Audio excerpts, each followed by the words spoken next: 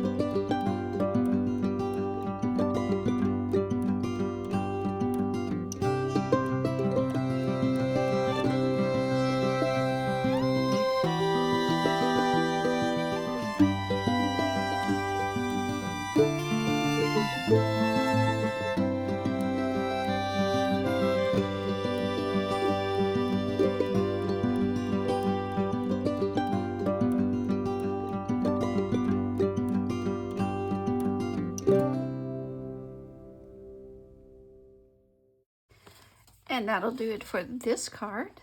I used the leftover embossing paste from the other video. Check that out on how I made it. Then I double stamped second generation for the background, first generation for the detail, and then I cut it out, used some dimensionals, decorated the envelope and also the inside. Thank you so much for watching. Don't forget to hit like, share, and subscribe, and we'll see you next week. Bye.